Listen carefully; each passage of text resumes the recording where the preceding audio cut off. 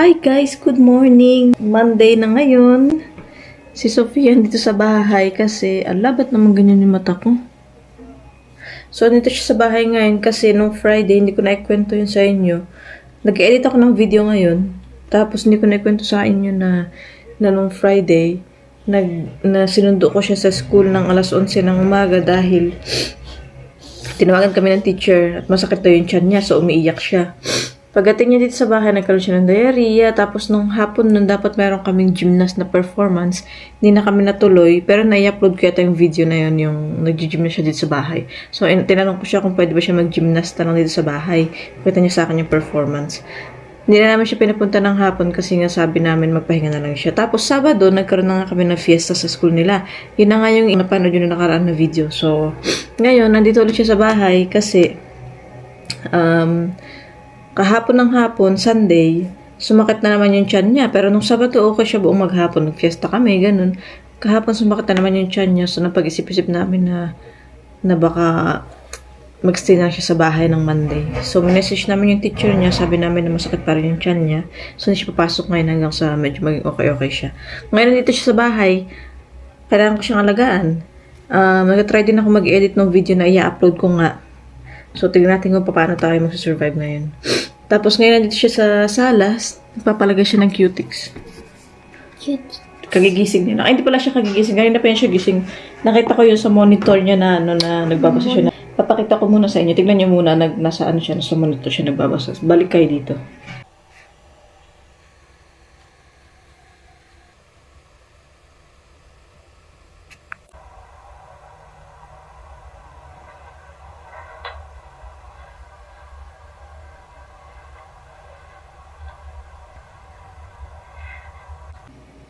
So, okay na. Nagpapalagay na siya ng cutex. Nalagyan ko na siya ng isa. So, lalagyan ko na siya ng cutex dito sa kanan. Kasi hindi niya kayang gawin sa kaliwang kamay niya. No, esa no, que tiene. No? Yan yan eh. Nawali. So, Bueno, sí, pues mira. ¿quieres o no quieres? Sí, Te lo pongo. sí. Ya. So, iwan ko siya dito kasi mag-prepare ako ng breakfast. Maglalagay daw siya ng cutex niya. Fix.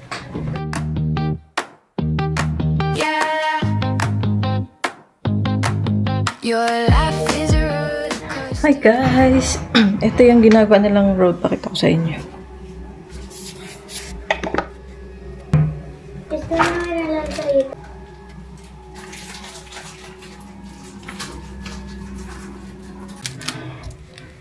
Yung breakfast niya, milk at saka Tantita digeridas para la tita. digestive biscuit para sa kanyang tiyan. Tapos yung sa akin, banana at saka egg. Ganyan siya. Boiled egg tapos 3 banana. Tapos kape. Nagluto ako ng sinigang para sa lunch namin.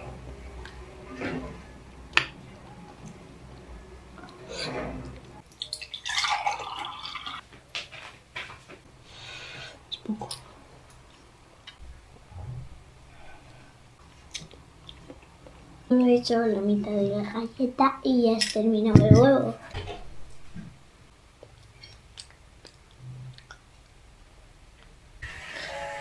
Hi! Tapos na kami mag-breakfast actually. Andito na ako sa kwarto. Nag-edit ako ng video at ito si Sofia, pinayagan ko muna siya manood ng TV. Yan siya.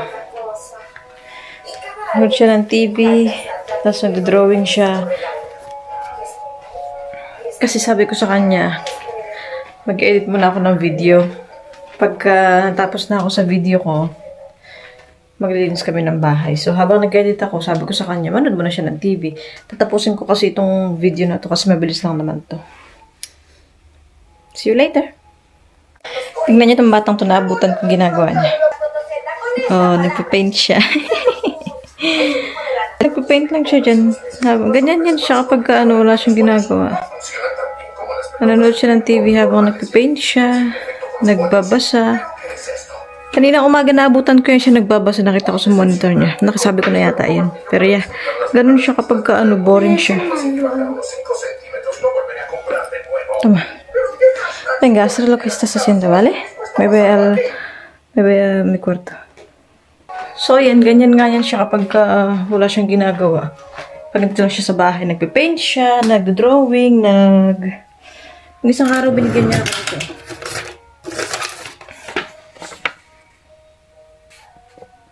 Ginawa niya lang yan. Tapos kapag hindi ko siya pinapayagan mag-TV, nagbabasa lang talaga siya. Napakabait niyan bata talaga na yan. Minsan nga lang may sumpong.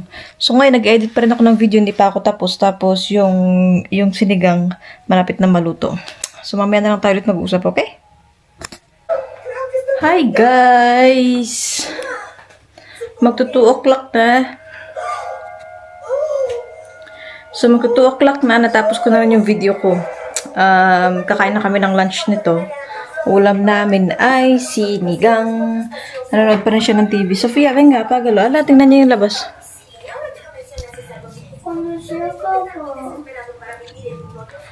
Ayan nila iniwan. Ang bilis naman nila. Kanina lang yun. Madumi lang yun. So, maghanda muna ako ng pagkain kasi mamaya mag-upload ako ng video namin. Natapos ko na siya. Maigsi lang yun. Mga 8 minutes lang yun.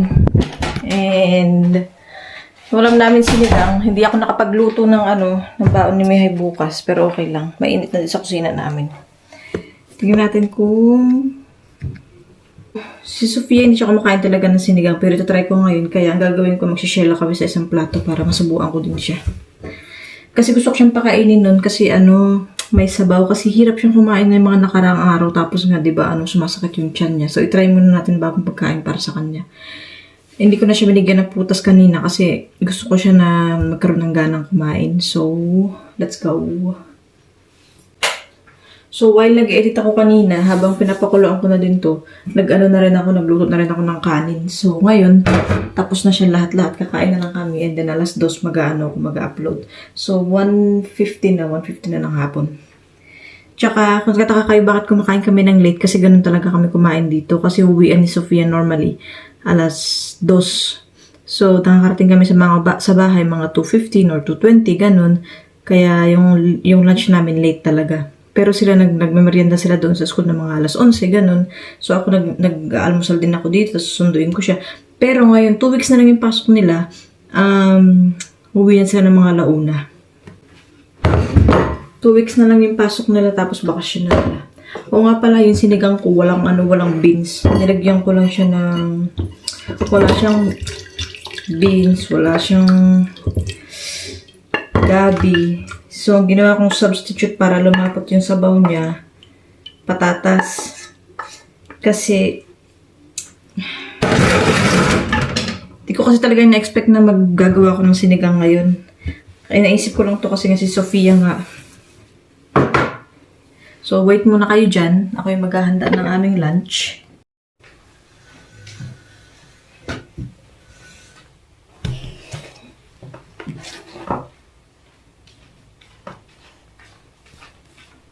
Kita mo.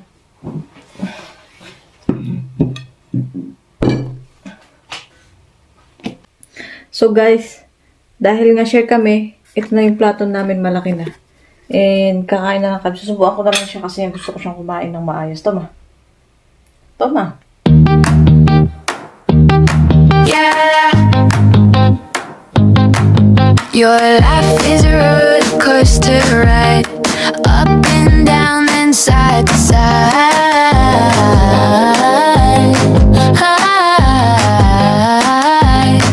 It's fireworks in the quiet sky, a spark that makes the shadows fly. Ay, guys, tapos na kami maglinis ng bahay. Naghugas ng plato. Kumain kami, tapos naghugas ako ng plato. Tapos sabi niya siya daw maghuhugas. Tapos nung nag-vacuum naman ako, gusto niya din mag-vacuum. So, binigay ko sa kanya. Pero later on, ako lang din nagtapos kasi ayaw niya naman. So, ngayon nandito na kami sa kama. Nagpapahinga-pahinga muna kami. Tapos, kakain siya ng fruits niya. Meron siya ng apple. Ako meron orange dito. So, guys, mamaya tayo mag-usap. Pabalikan namin kayo, i-update namin kayo ulit, okay? Dito lang muna kami sa kama. Ayaw namin lumabas sa park kasi masakit ngayon siya dito. O, sige na. Hi guys! Now is 8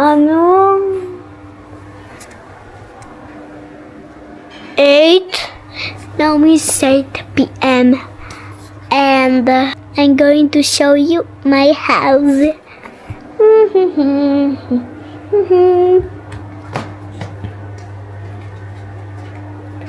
This is the room. Como solemos decir, habitación, que es el cuarto. This is the room of my mom and dad.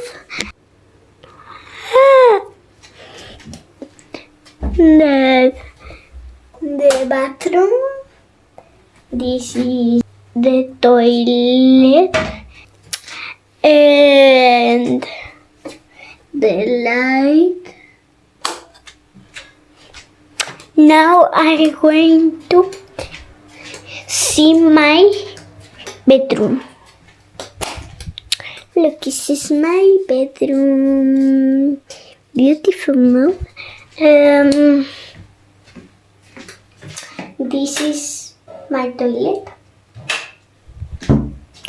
I have 2 toilets and everything here is my I don't know,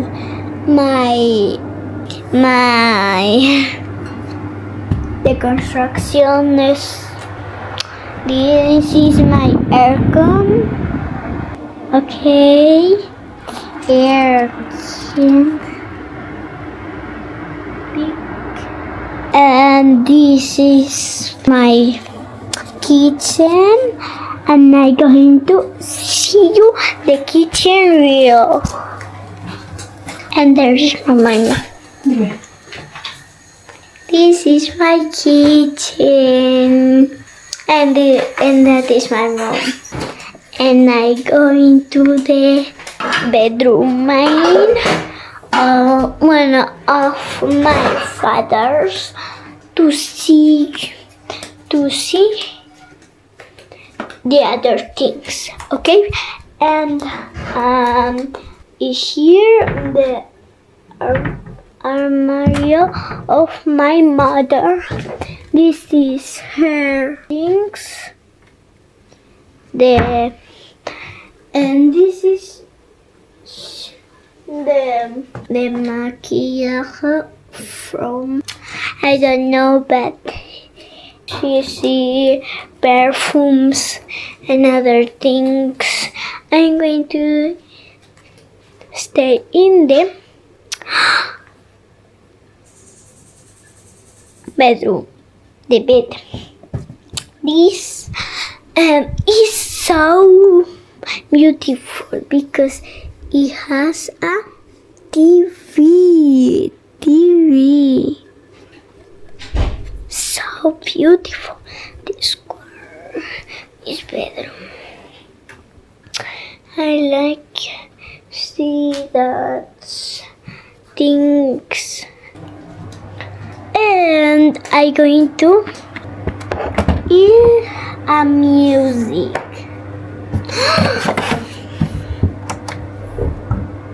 With my piano.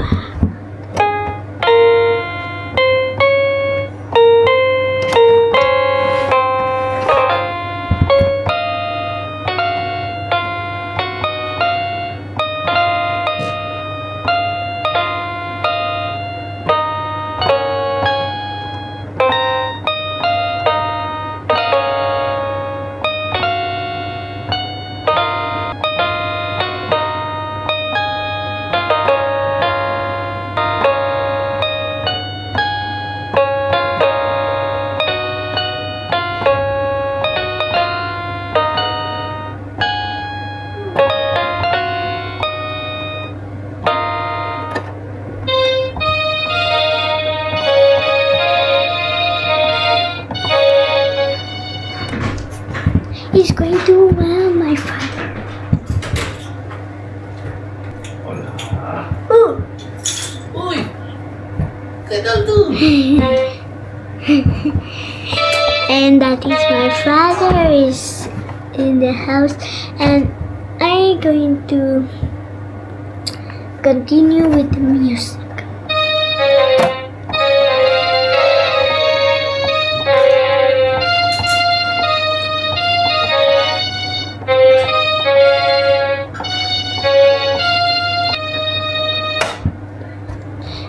now I'm going to put a song of my piano.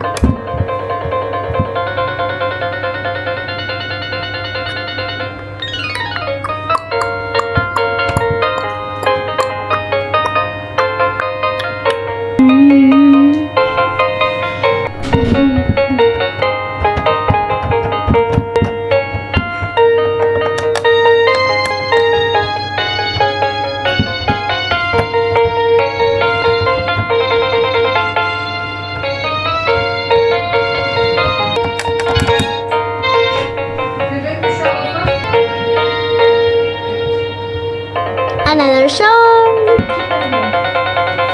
When and now, this is my turn of the piano.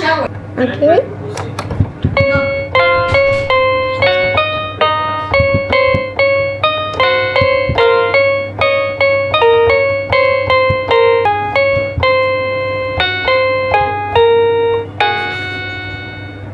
That's it for all. Bye bye. Bye bye, guys. Tomorrow is another day. Beautiful. Okay, bye bye.